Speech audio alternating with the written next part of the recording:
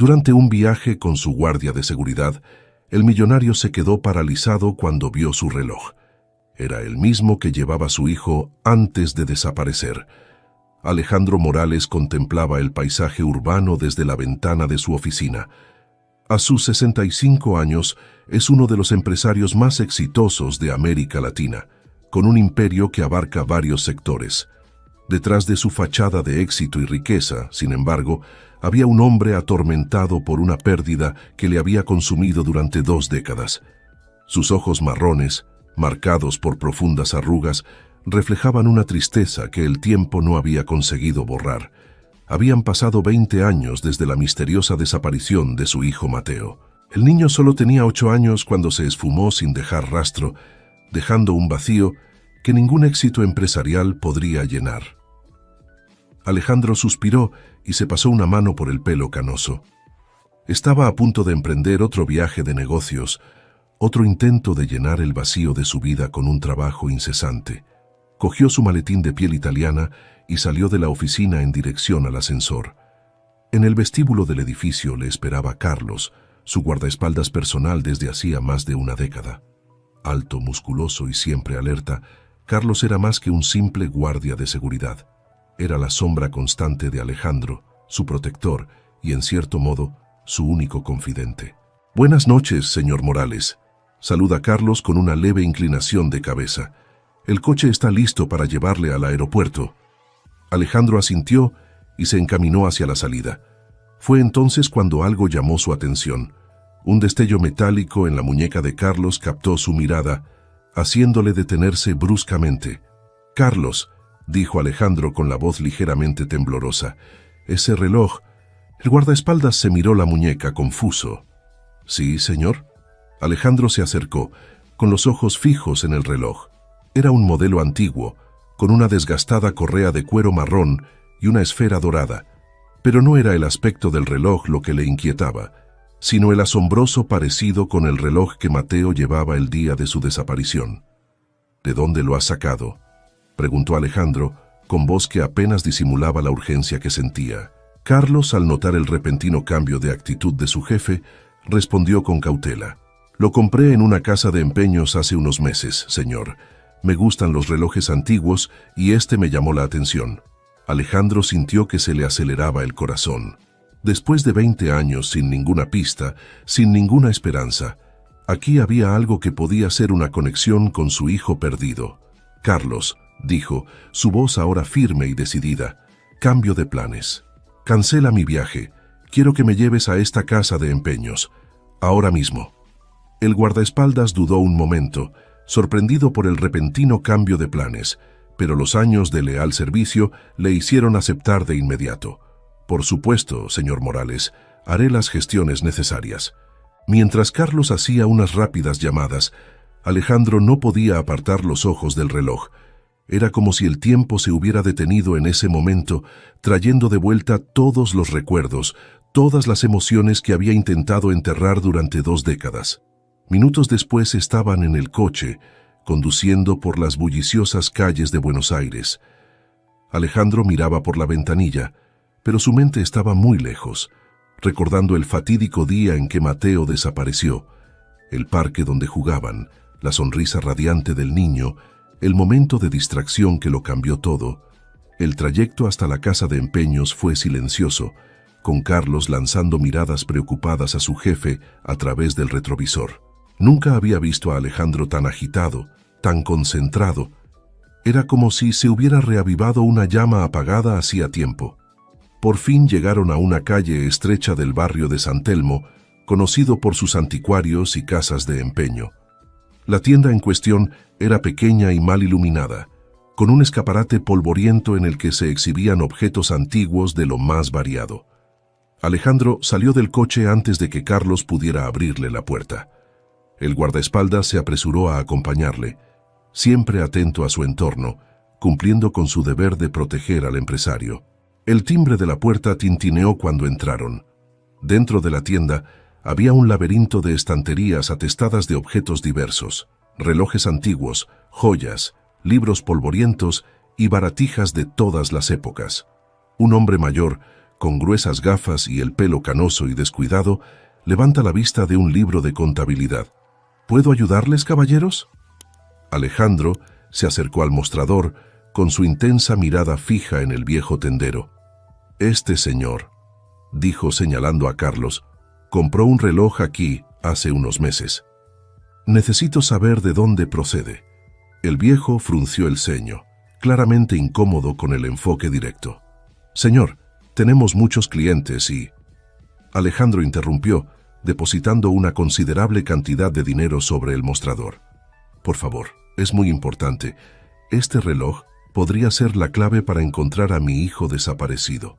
El tendero miró el dinero, luego la cara de desesperación de Alejandro y finalmente a Carlos, que asintió en silencio. Suspirando, el viejo cogió un gran libro de contabilidad y empezó a hojearlo. «Ah, sí», murmuró al cabo de unos minutos. «Aquí está. El reloj lo vendió un tal Miguel Sánchez. Dijo que lo había encontrado en una casa abandonada a las afueras de la ciudad». Alejandro sintió un escalofrío. Una casa abandonada. ¿Podría haber estado allí su hijo? ¿Podría estar vivo? Necesito la dirección de esa casa, dijo, con la voz temblorosa por la emoción. El tendero vaciló de nuevo, pero la mirada decidida de Alejandro y la presencia intimidatoria de Carlos le convencieron. Garabateó una dirección en un papel y se lo entregó a Alejandro. «Gracias», dijo el comerciante, guardando el papel como si fuera un tesoro. «No sabe lo que esto significa para mí». Cuando salieron de la tienda, Alejandro se volvió hacia Carlos con los ojos brillantes de una mezcla de esperanza y miedo. «Tenemos que ir a esta casa, Carlos, ahora mismo». El guardaespaldas asintió con expresión seria. «Señor, como su agente de seguridad, debo advertirle de que podría ser peligroso. Déjeme hacer una evaluación primero o pida refuerzos». Pero Alejandro ya se dirigía al coche. «No hay tiempo, Carlos. Cada minuto cuenta.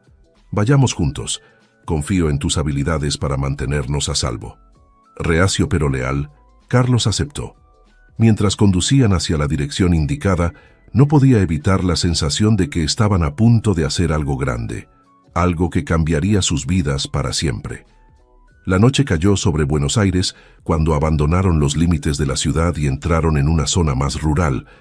La carretera se volvía cada vez más estrecha y llena de baches, sumiéndose en la oscuridad de la noche argentina.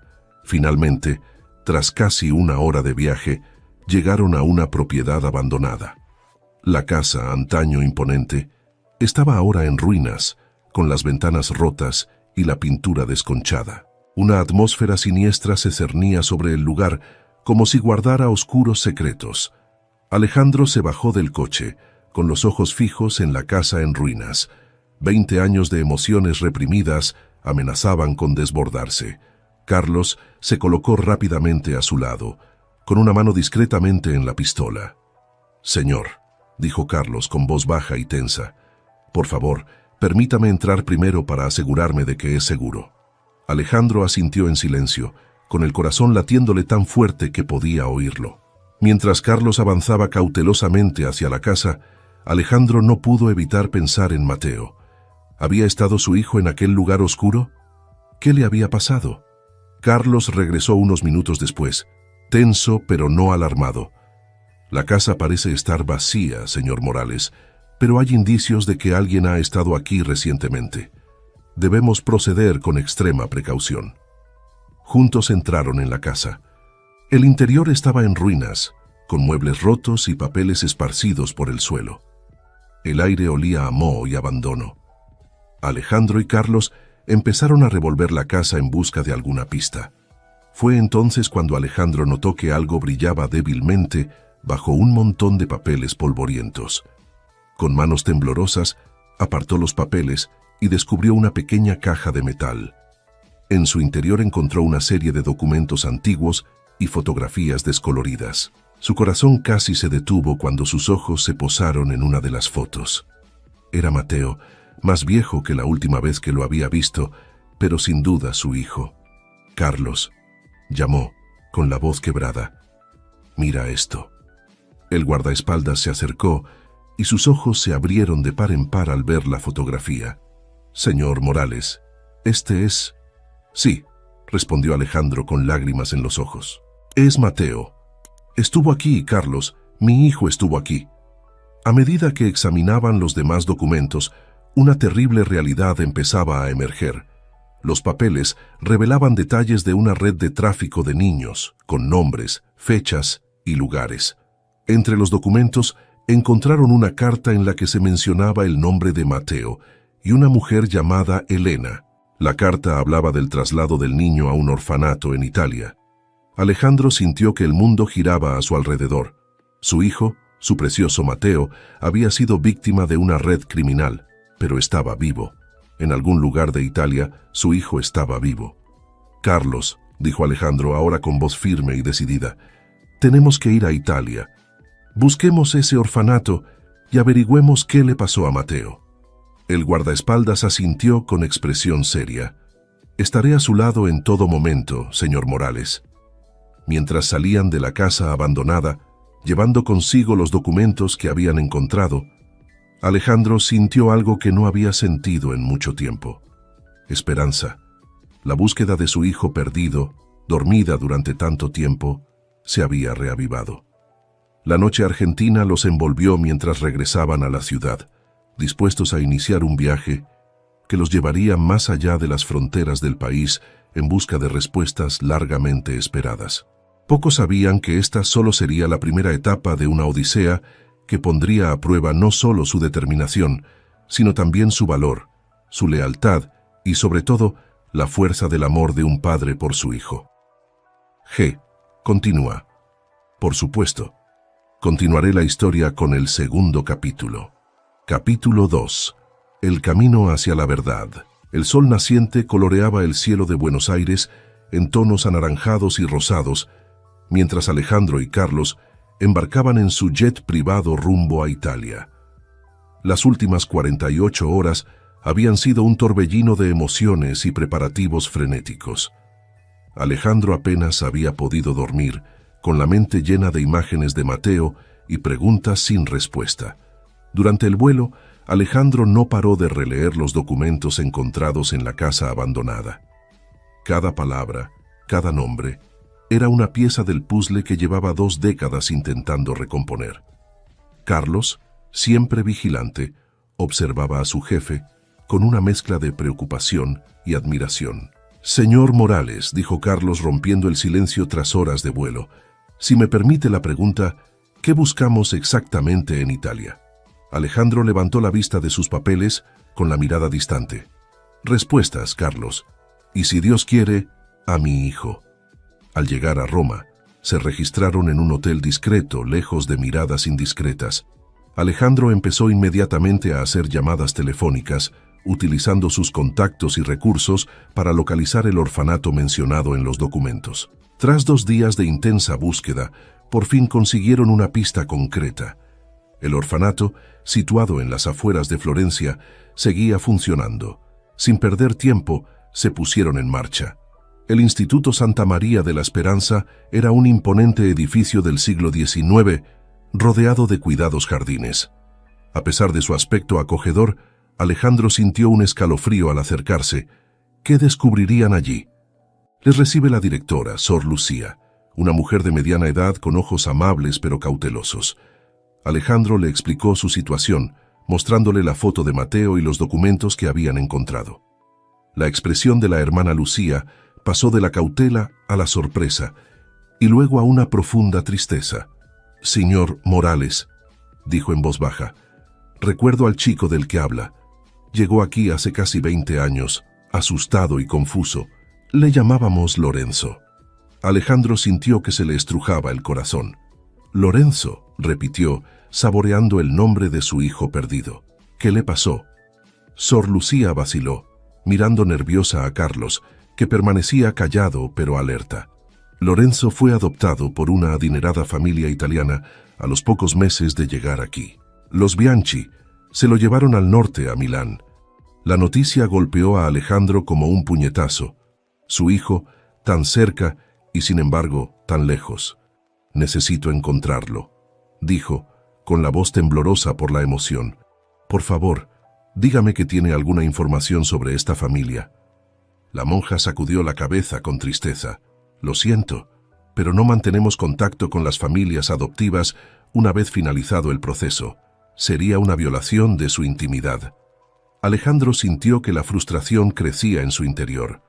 Habían llegado tan lejos para encontrarse con otro callejón sin salida. Fue entonces cuando Carlos se adelantó. «Hermana», dijo respetuosamente, «comprendemos la importancia de la intimidad, pero estamos hablando de un niño que ha sido apartado de su familia. Por favor, cualquier información, por pequeña que sea, puede ayudarnos a reunir a un padre con su hijo». Sor Lucía miró a los dos hombres, viendo el dolor y la determinación en sus ojos. Finalmente, con un suspiro, asintió. «Veré qué puedo encontrar en nuestros viejos archivos, pero no puedo prometer nada». Mientras esperaban, Alejandro recorrió los pasillos del orfanato, imaginando a su hijo, ahora llamado Lorenzo, recorriendo esos mismos pasillos, durmiendo en una de las habitaciones, jugando en los jardines. El dolor de la separación, latente durante tantos años, volvió con toda su fuerza. Después de lo que pareció una eternidad, Sor Lucía regresó con un maletín amarillento. «Esto es todo lo que tengo», dijo, entregándole la carpeta a Alejandro, la última dirección conocida de los Bianchi en Milán y algunas fotos de Lorenzo durante su estancia aquí. Con manos temblorosas, Alejandro abrió la carpeta. Se le llenaron los ojos de lágrimas al ver las fotos de su hijo, ya un poco mayor, sonriendo tímidamente a la cámara. Carlos puso una mano reconfortante en el hombro de su jefe. «Gracias», susurró Alejandro a la monja. «No sabes lo que esto significa para mí». Al salir del orfanato, Alejandro y Carlos pusieron inmediatamente rumbo a Milán. La búsqueda distaba mucho de haber terminado, pero ahora tenían una dirección clara. Durante el viaje en coche, Alejandro no podía apartar los ojos de las fotos de Lorenzo. «Parece feliz», murmura. Carlos, que conducía, lanzó una mirada de reojo a su jefe. «Eso es bueno, ¿no, señor? Significa que lo han cuidado bien». Alejandro asintió lentamente. «Sí, está bien, pero no puedo evitar pensar en todos los momentos que me he perdido. Sus primeros pasos en el colegio, sus cumpleaños, sus logros». El resto del viaje transcurrió en silencio, cada uno sumido en sus propios pensamientos. Cuando llegaron a Milán, ya era de noche, decidieron alojarse en un hotel e iniciar la búsqueda de la familia Bianchi a la mañana siguiente. Aquella noche, mientras Carlos se ocupaba de los preparativos de seguridad habituales, Alejandro se quedó despierto, mirando por la ventana del hotel las luces de la ciudad. En algún lugar, quizás a pocos kilómetros de distancia, estaba su hijo. Un hijo que no le conocía, que probablemente ni siquiera sabía que era adoptado. ¿Cómo sería el reencuentro? ¿Lo aceptaría Lorenzo? ¿Y cómo reaccionaría la familia Bianchi? Por la cabeza de Alejandro pasaban 1000 escenarios, algunos esperanzadores, otros aterradores. A la mañana siguiente, iniciaron la búsqueda. La dirección proporcionada por el orfanato era una elegante mansión en los suburbios de Milán. Sin embargo, cuando llegaron allí, descubrieron que los Bianchi se habían mudado hacía años. Sin desanimarse, Alejandro utilizó todos sus recursos y contactos para localizar a la familia. Tras días de intensa búsqueda, por fin consiguieron una pista. Los Bianchi se habían trasladado a Venecia. La historia aún no ha terminado, pero si la has visto hasta aquí es porque te está gustando, así que por favor, considera suscribirte al canal y comentar dónde vives, volviendo a la historia. Sin perder tiempo, pusieron rumbo a la ciudad de los canales. La ansiedad de Alejandro crecía con cada kilómetro que recorría. Estaba tan cerca de reencontrarse con su hijo, pero al mismo tiempo temía lo que pudiera descubrir. Cuando llegaron a Venecia, una ciudad que parecía flotar sobre el agua, Alejandro sintió que entraba en un sueño. Las calles estrechas, los canales serpenteantes, los palacios antiguos, todo parecía irreal. Con la ayuda de un detective local, consiguieron localizar la actual residencia de los Bianchi. Era una mansión del siglo XVIII con vistas al Gran Canal. Alejandro sintió que el corazón se le aceleraba al acercarse a la ornamentada puerta. Carlos, siempre atento, notó la vacilación de su jefe. «Señor Morales», dijo en voz baja, «¿está preparado para esto?» Alejandro respiró hondo, armándose de valor. Tengo que estarlo, Carlos. Llevo 20 años esperando este momento. Con manos temblorosas, Alejandro llamó al timbre. Los segundos se hicieron eternos. Finalmente la puerta se abrió y apareció una elegante mujer de mediana edad. ¿Sí?, preguntó, mirando con curiosidad a los dos hombres. Alejandro tragó saliva, con la boca repentinamente seca. Buenas tardes, señora. Me llamo Alejandro Morales. Estoy buscando a Lorenzo Bianchi. Se trata de un asunto de extrema importancia. La mujer frunció el ceño, confusa. ¿Lorenzo? Lo siento, pero creo que debe haber algún error. No conozco a nadie con ese nombre. El mundo parecía girar en torno a Alejandro.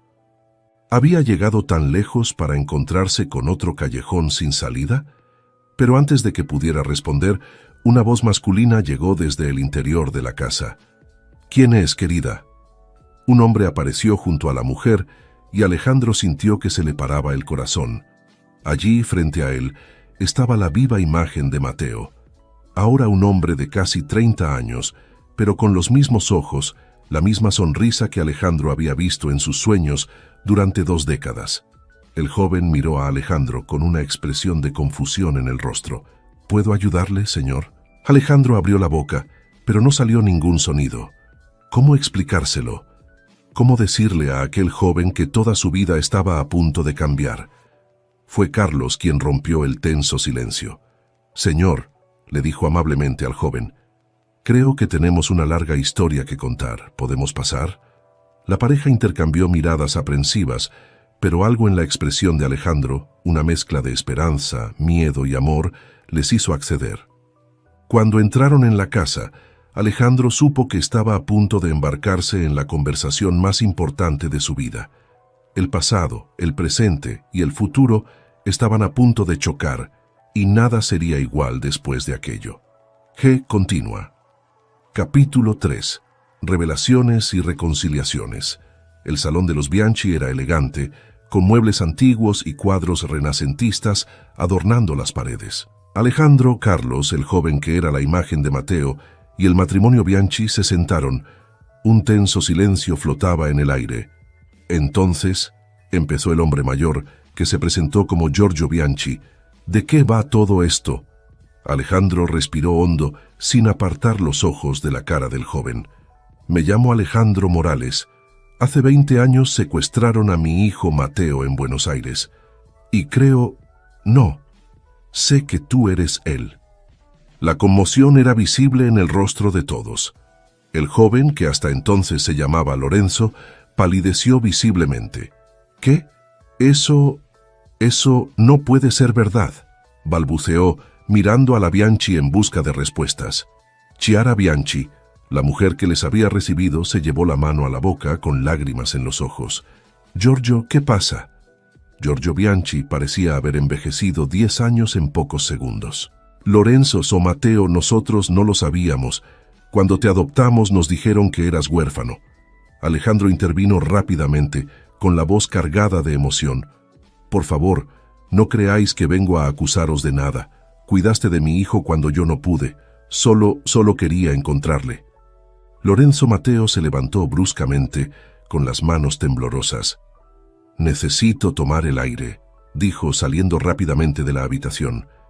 Chiara intentó seguirle, pero Giorgio la detuvo. Dale un momento, cariño. Esto es un shock para todos. Alejandro volvió a sentir que se le partía el corazón. Había imaginado este momento durante tanto tiempo, pero la realidad era mucho más complicada y dolorosa que cualquier escenario que hubiera podido prever.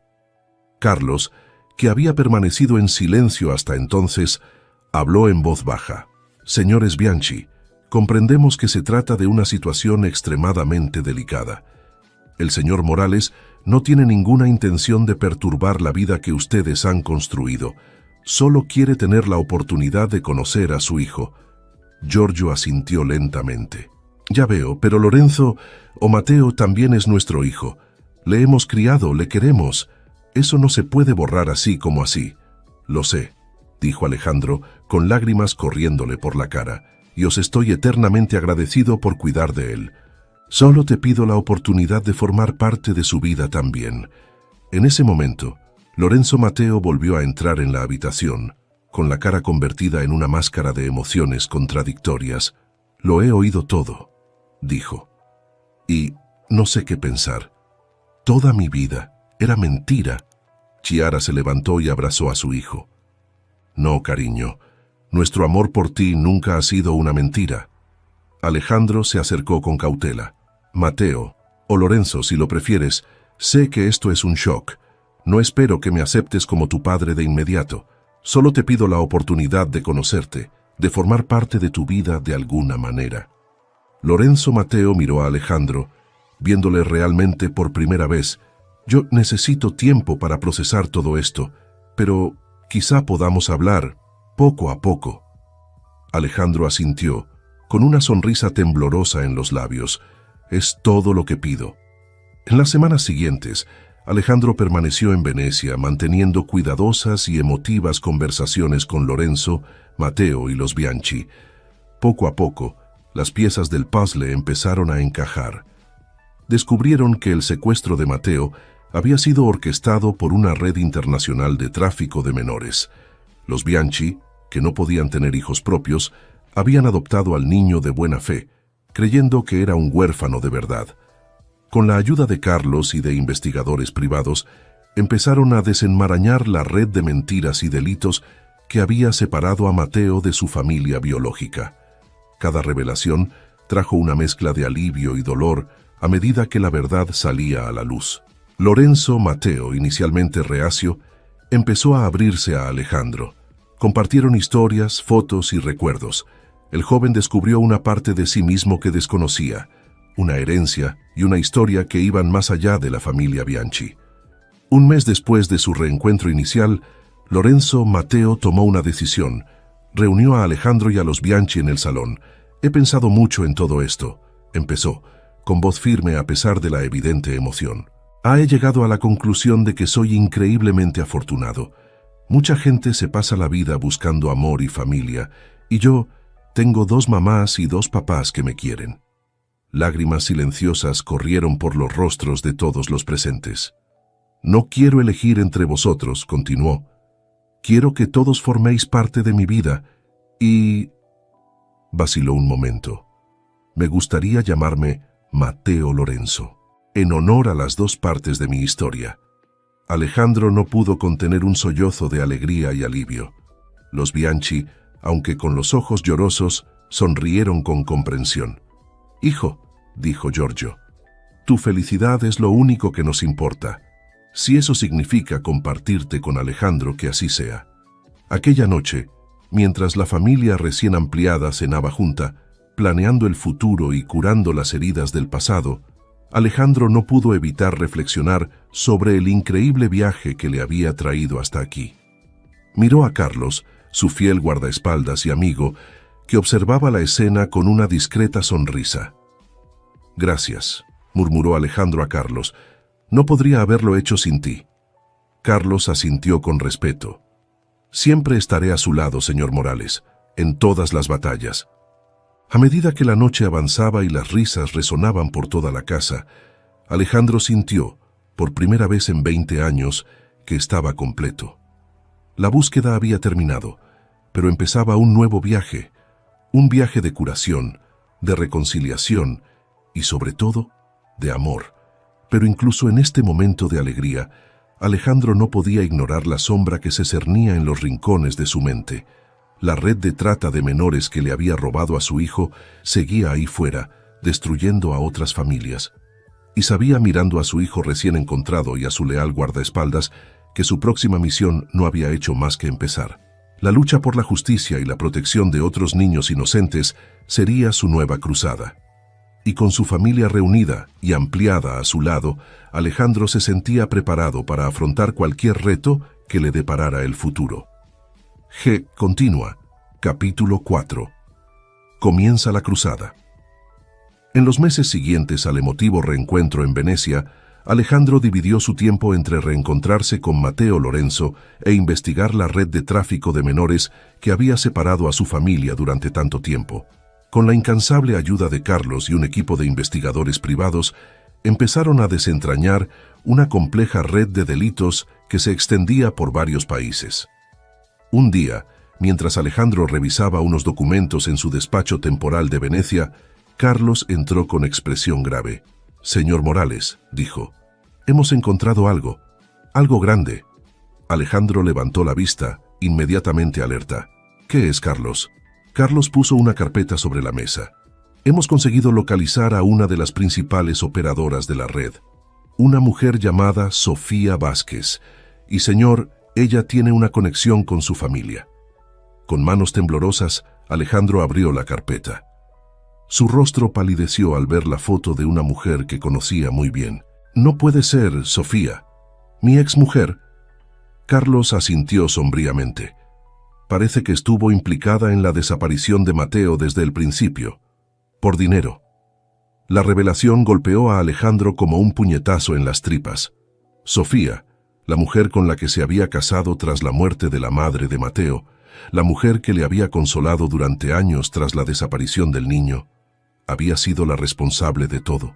«Tenemos que decírselo a Mateo», dijo Alejandro con la voz temblorosa de rabia y dolor. La conversación con Mateo Lorenzo fue difícil.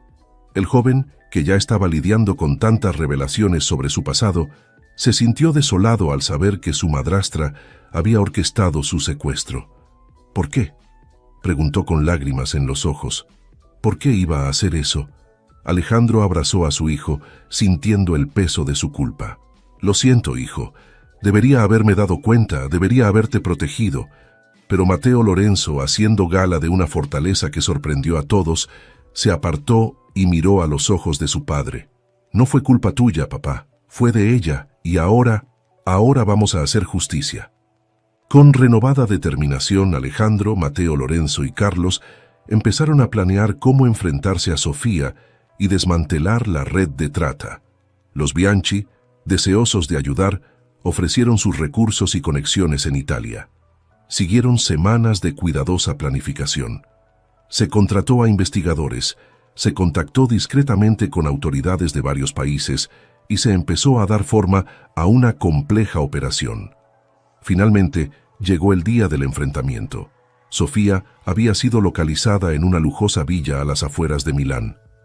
Alejandro, acompañado por Carlos y un equipo de guardias de seguridad altamente cualificados, se preparaba para enfrentarse a ella. Mateo Lorenzo insistió en acompañarle a pesar de las objeciones iniciales de Alejandro. «Me robó la infancia», dijo con firmeza. «Tengo que estar allí cuando la atrapen». Cuando llegaron al chalet, encontraron a Sofía preparándose para huir. Se quedó helada cuando vio a Alejandro y Mateo Lorenzo juntos. «Se acabó, Sofía», dijo Alejandro con voz fría como el hielo. «Lo sabemos todo». Sofía intentó negarlo, pero ante las pruebas presentadas por Carlos, se derrumbó. Entre lágrimas y recriminaciones, confesó su implicación en el secuestro de Mateo y en decenas de casos más. Mientras las autoridades se llevaban a Sofía, Mateo Lorenzo se volvió hacia Alejandro con los ojos brillantes de una mezcla de tristeza y determinación. «Esto no le puede pasar a nadie más, papá. Tenemos que hacer algo». Alejandro asintió, abrazando a su hijo. «Tienes razón, Mateo, y lo haremos». En los días siguientes, a medida que se profundizaba en la investigación sobre la red de trata, Alejandro tomó una decisión que cambiaría el curso de su vida. Con el apoyo de Mateo Lorenzo, los Bianchi y Carlos, decidió utilizar su riqueza e influencia para crear una fundación dedicada a combatir el tráfico de niños y reunir a familias separadas. La Fundación Morales Bianchi nació con la misión no solo de rescatar a los niños víctimas de la trata, sino también de proporcionar apoyo psicológico y recursos a las familias afectadas por este atroz delito. Alejandro sabía que el camino por recorrer sería difícil. Desmantelar una red internacional de delincuentes no sería fácil y habría peligros en cada esquina, pero mirando a su hijo, Carlos, y a su extensa familia, sabía que no estaba solo en esta lucha. Mientras se preparaban para la primera operación oficial de la Fundación, Alejandro reflexionó sobre el increíble viaje que le había llevado hasta allí.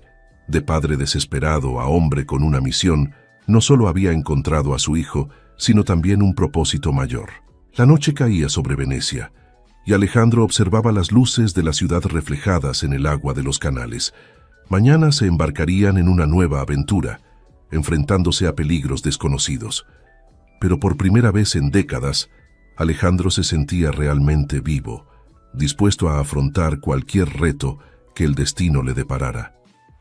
Con Mateo Lorenzo a su lado y Carlos tan vigilante como siempre, Alejandro sabía que este era solo el comienzo de un nuevo y emocionante capítulo en sus vidas, una historia de redención, justicia y sobre todo del poder inquebrantable del amor familiar. Continúa. Capítulo 5. La misión se amplía.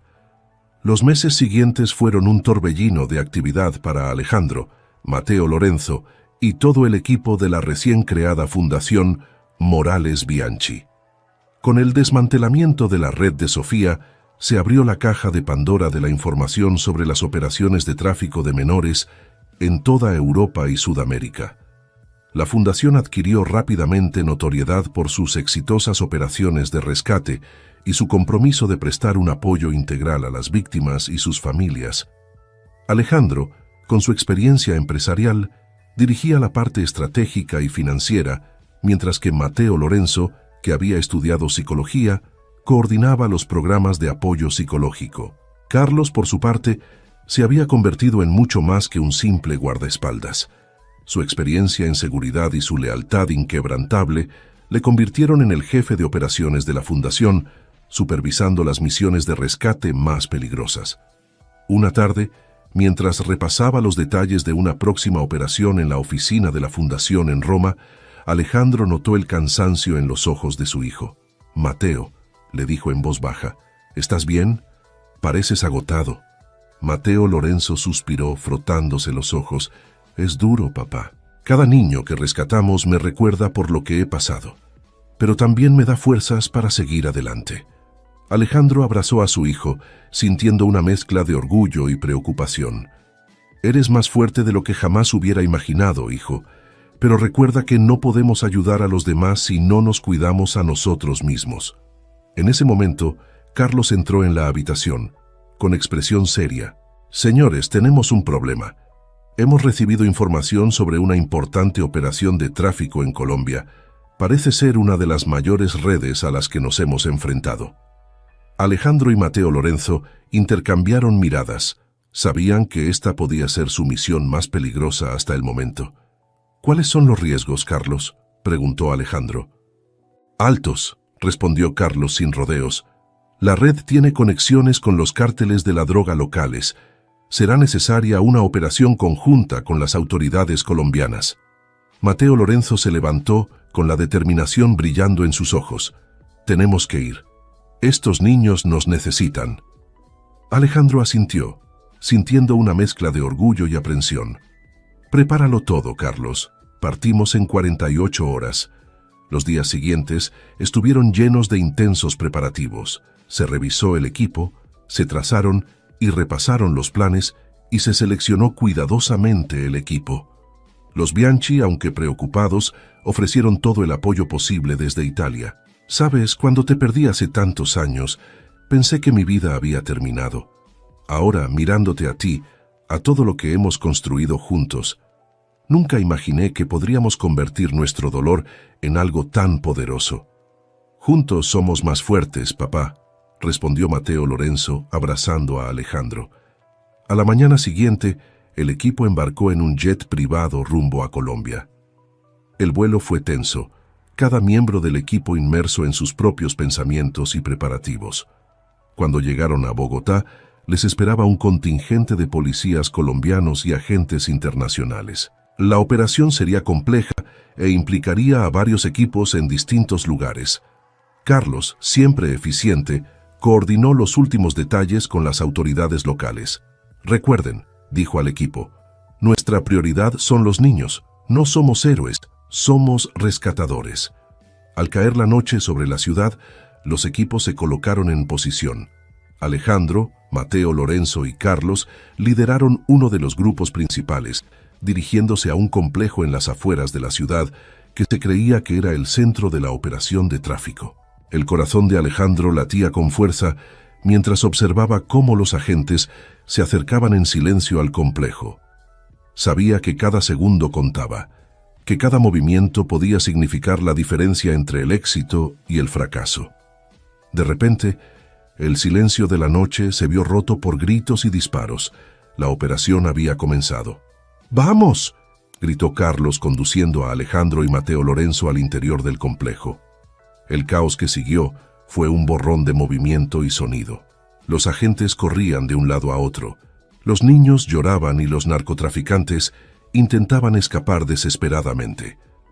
En medio de la confusión, Mateo Lorenzo vio a un grupo de niños aterrorizados escondidos en un rincón. Sin dudarlo, corrió hacia ellos, con Alejandro y Carlos muy cerca. «No pasa nada», dice Mateo Lorenzo en español, con voz suave y tranquilizadora. «Hemos venido a ayudaros. Ahora estáis a salvo». Mientras Mateo calmaba a los niños, Alejandro y Carlos aseguraron la zona. Fue entonces cuando Alejandro notó un movimiento sospechoso.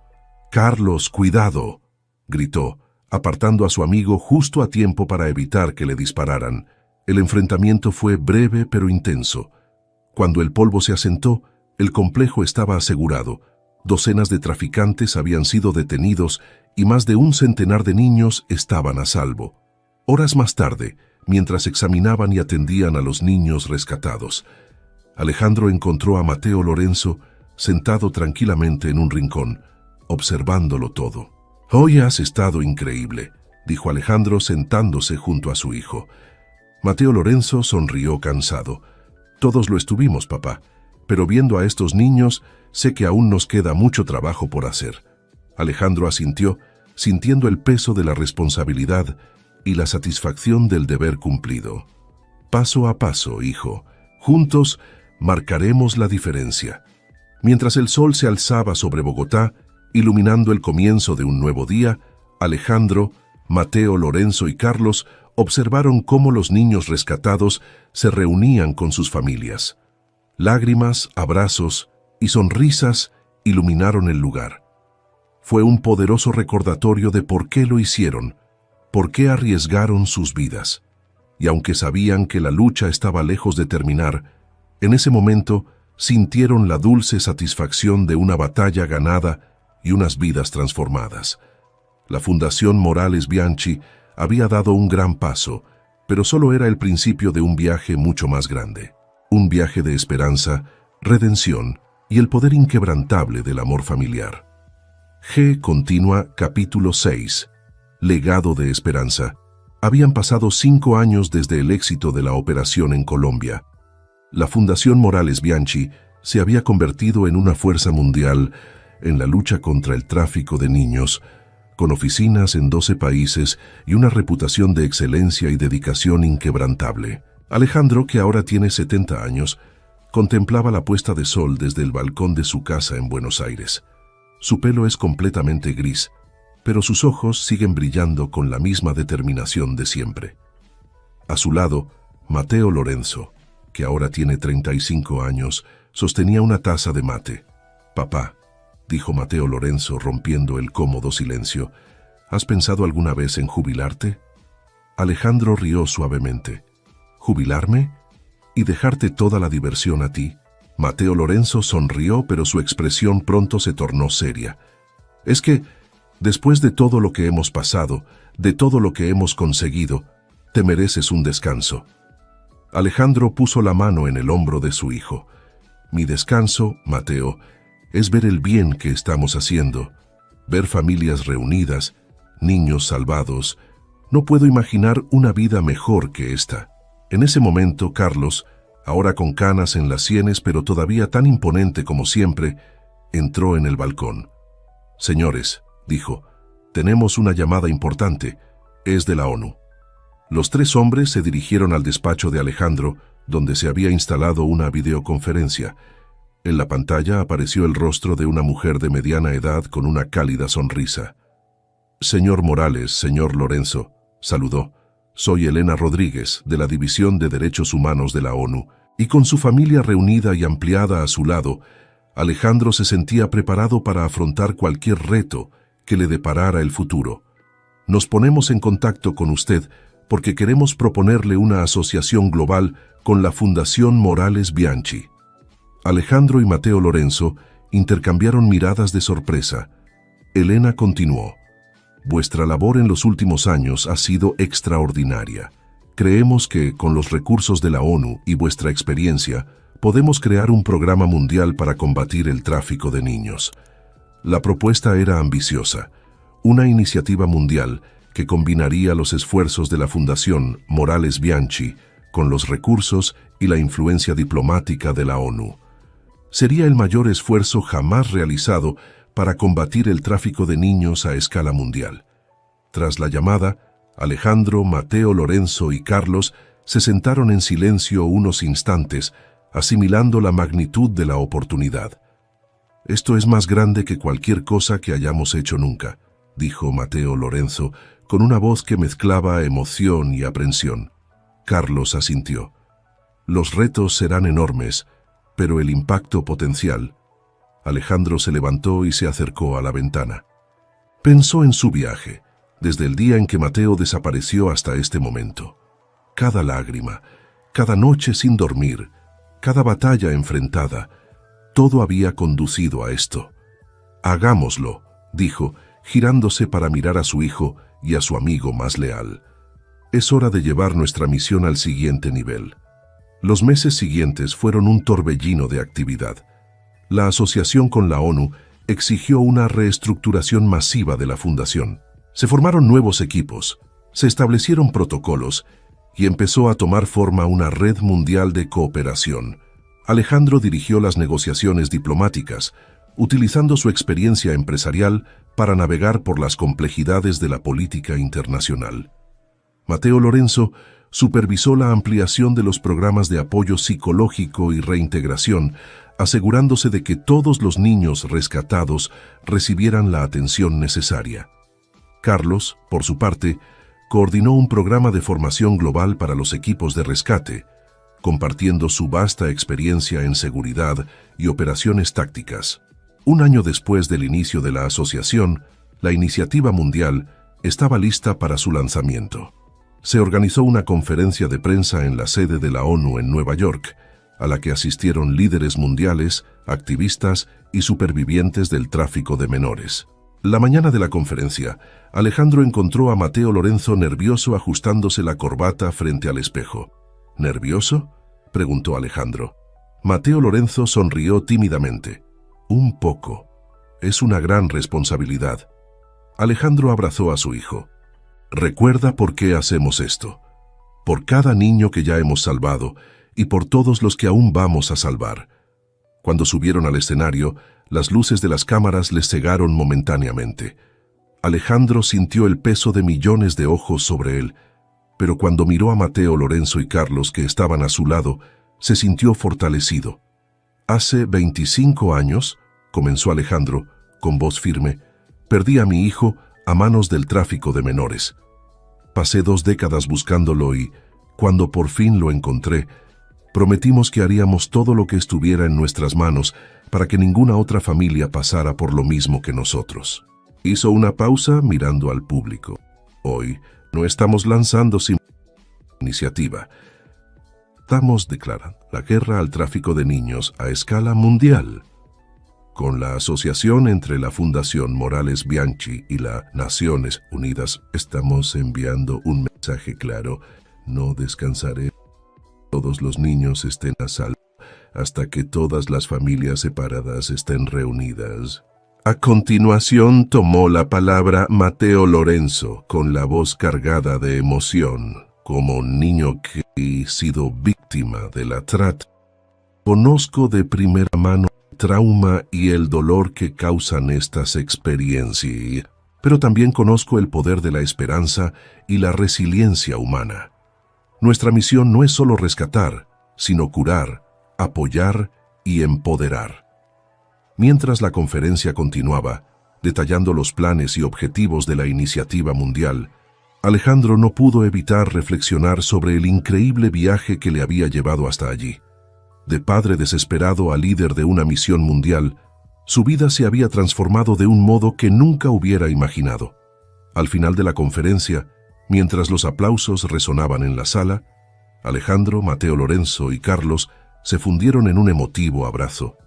Sabían que el camino por delante sería difícil, que habría obstáculos y dificultades, pero también sabían que juntos podían marcar la diferencia. Esa noche, de vuelta en el hotel, Alejandro encontró un momento de quietud. Mirando por la ventana las luces de Nueva York, pensó en todos los niños que seguían necesitando ayuda, en todas las familias que seguían esperando respuestas. «Seguiremos luchando», murmuró para sí, «por todos y cada uno de ellos». Y así, con el corazón lleno de esperanza y una determinación renovada, Alejandro Morales se preparó para el siguiente capítulo de su misión. Una misión que había comenzado con la búsqueda de un hijo perdido y que ahora se expandía para abarcar el mundo entero. Un legado de esperanza, construido sobre el amor de un padre, el valor de un hijo y la lealtad de un amigo. Un legado que seguiría inspirando y transformando vidas durante generaciones.